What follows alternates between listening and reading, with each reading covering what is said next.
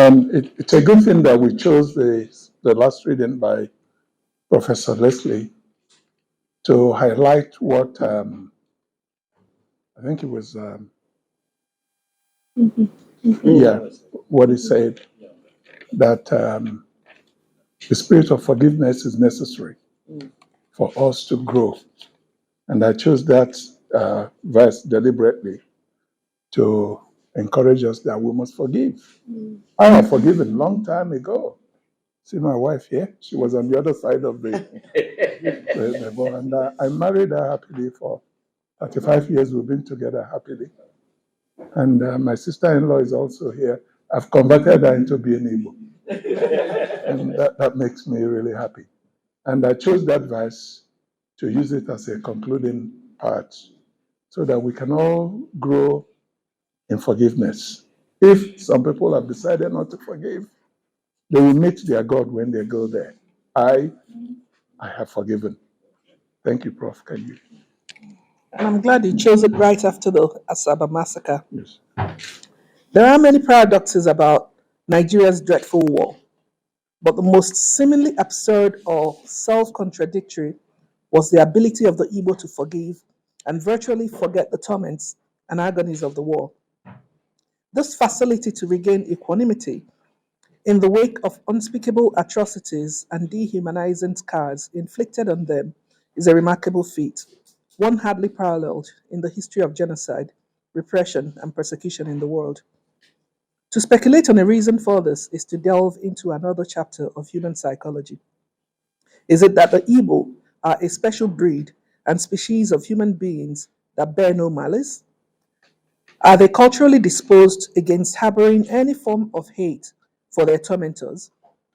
Perhaps there is something in the Igbo DNA that activates a forgiving nature, a natural God-given ability to endure egregious, cruel acts and aggravated malice without reciprocating in kind. For me, a punctilious and scrupulous dissection of the Igbo's forgiving spirit, My wife calls it big grammar. Well, go ahead. even extended to the people who promised and delivered death at the doorsteps of the Igbos, serves as a worthy exercise. At the very least, this reflection enables us to credit the Igbo collectivity for this special moral cum social attribute. Could religion have played a major part in forging a forgiving nature among the Igbo? Even in pre-colonial times, the Igbo had a sense of the supreme God, often called Chukwu, but they operated a heterogeneous spiritual order that featured allegiance to a variety of deities, with Earth goddess representing the center of the moral universe. Today, the Igbo are relatively homogeneous in religious matters, being mostly Christians. Even in the old traditional era, the Igbo were widely known to practice their religion and adhere to their belief system with fervor and zeal.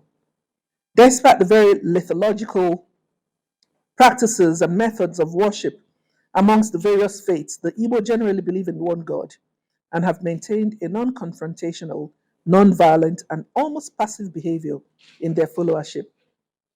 What some may call passivity can be ascribed to a deep-seated fidelity to the scriptural doctrine of turning the other cheek and forgiving even the perpetrators of the most iniquitous and beastly actions against them. I believe very strongly that when you forgive, you win. I remember the teachings in the Bible on forgiveness as a tool of redemption, transformation, and peace. The biblical story that most readily comes to mind is that of Joseph, son of Israel, the second in command to Pharaoh, king of Egypt. Despite being tormented and ultimately sold into slavery by his envious brothers, Joseph forgave his brothers.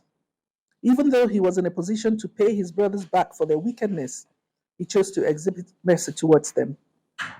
The Fulani have a legendary and prideful saying that they neither forgive nor forget. My cultural bequest inclines me to a contrary view that forgiveness increases one's sense and reality of well-being.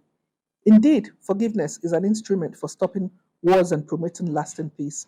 Forgiveness also entails a divine reciprocity, for when we forgive others, God forgives us. The Igbo spirit of forgiveness is an amazing example of how to create spiritual, physical, and even fiscal growth. It seems clear to me that for Nigeria to grow and prosper, its constituent ethnicities must embrace the Igbo philosophy of forgiveness. They must also emulate the path of profound love for one another, regardless of the insidious past and present prevalent anomalies.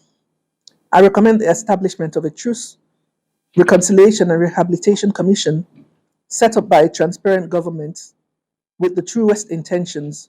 Only when this is done and implemented to the fullest can we build a strong, virile country. Thank you.